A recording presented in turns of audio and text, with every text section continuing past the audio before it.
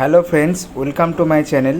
So আজকের ব্লগটা হলো আমার গাড়ির পালসার 220 মিটারটা ফেড হয়ে গেছে, মানে যেখানটা স্পিডোমিটারের মানে মেন ডিজিটটা দেখায় স্পিডটা কত জোর উঠছে গাড়িটা, সেই জায়গাটা ফেড হয়ে গেছে। তো দেখতেই পাচ্ছ তোমরা, এই মিডিলটা বোঝা যাচ্ছে না রাত্রিবেলা, দিনের বেলা বোঝা যাচ্ছে কিন্তু রাত্রিবেলা বোঝা যাচ্ছে না। সো আমি ডিসাইড করেছি যে আমি এই গাড়ির মিটারটাকে খুলে নিয়ে মল্লিক বাজার যাব। তো গাইস, ব্লগটা স্কিপ না করে দেখো, আর যদি ব্লগটা ভালো লাগে অবশ্যই চ্যানেলটাকে সাবস্ক্রাইব করে দিও, আর বন্ধুদের সঙ্গে শেয়ার করে দিতেও পারো। সো মল্লিক বাজার যাওয়ার জন্য আমি আমাদের বাড়ির কাছ থেকে 234 নম্বর বাসে উঠে পড়লাম। সো বন্ধুরা, আমি আর একটা কথা বলে দিই, 230 নম্বর বাসও যায় মল্লিক বাজার। তো আমি যেহেতু 234 নম্বর বাস পেলাম তো উঠে পড়লাম। বন্ধুরা, আমি জানতাম যে মল্লিক বাজারেই কোনো গাড়ির মিটার যদি খারাপ হয় সেটা রিপেয়ার হয়, সে ডিজিটাল হোক আর অ্যানালগ হোক। সো ফাইনালি আমি মল্লিক বাজার চলে এসেছি। এই দেখো বন্ধুরা, অনেক দোকান আছে এখানে, সব সেকেন্ড হ্যান্ড গাড়ির পার্টস পাওয়া যায়।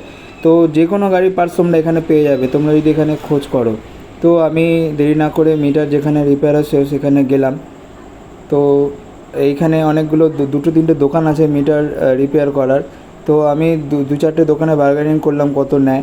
সো 500 টাকা বললো যে পুরো মিটারটা সারিয়ে দেবে, মানে ডিজিটাল ডিসপ্লে যে জায়গাটা খারাপ হয়েছে সেই জায়গাটা মানে ডিসপ্লেটা চেঞ্জ করে দেবে, 500 টাকা নেবে। তো দুটো কোয়ালিটির মিটার আছে, একটা ভালো কোয়ালিটির আর একটা মানে লোকাল কোয়ালিটি। তো আমি বললাম যে 500 টাকা দিয়ে ভালো কোয়ালিটির মালটাই লাগাও। তো এই দেখো আমার মিটারটা খুলছে, আর এখানে আর একটা গাড়ির মিটার রাখা আছে, এটা রিপেয়ার হবে। তো এইটার দোকানটা মানে মোটামুটি ভালোই মানে মিটার রিপেয়ার করছে দেখলাম। সো যে মিটার রিপেয়ার করছে সে বললো আধা ঘন্টা থেকে 1 ঘন্টা লাগবে রিপেয়ার করতে, ডিজিটাল ডিসপ্লেটাকে চেঞ্জ করে দেবে, চেঞ্জ করে নতুন ডিসপ্লে লাগাবে। তো আমি ওয়েট করলাম, তো দেখছি এখানে দাঁড়িয়ে কীরকমভাবে আমার মিটারটা রিপেয়ার করছে, আর তোমরাও দেখো।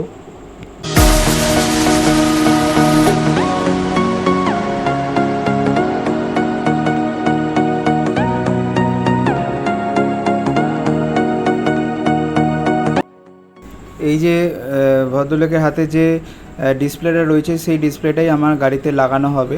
তো আরেকজন আমার গাড়ির মিটারটা খুলছে, তো তোমরা দেখতেই পাচ্ছ। এই ডিসপ্লেটা একটু ভালো কোয়ালিটির ডিসপ্লে, আমি বললাম লাগাতে।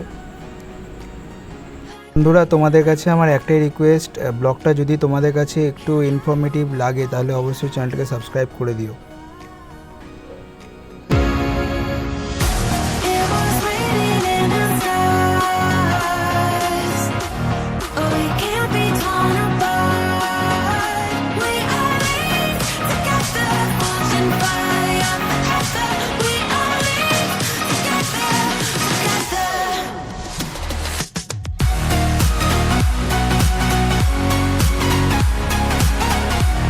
তো বন্ধুরা দেখো, এখানে অনেক গাড়ির মিটার পাওয়া যাচ্ছে, পুরনো গাড়ির মিটার।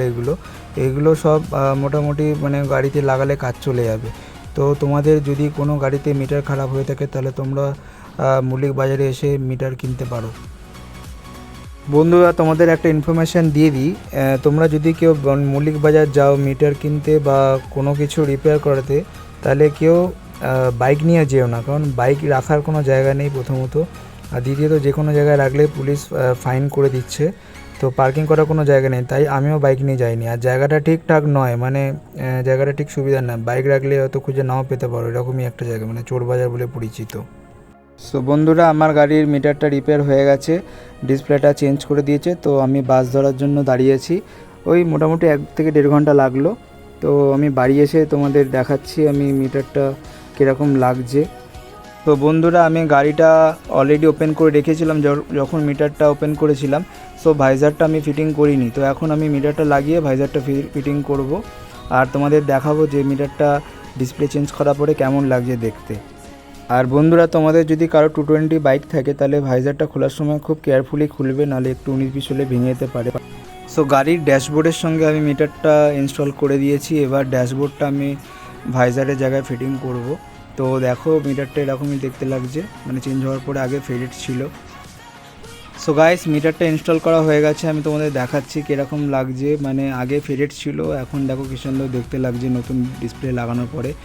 আগে যখন ফেডেড ছিল তখন এই নাম্বারিংয়ের জায়গাটা দেখা যাচ্ছিলো না গাড়িটা কত স্পিডে চলছে। তো এখন দেখো পুরোপুরি ট্রান্সপারেন্ট, পুরো ভালো বোঝা যাচ্ছে, রাত্রিরেও খুব ভালো বোঝা যাচ্ছে।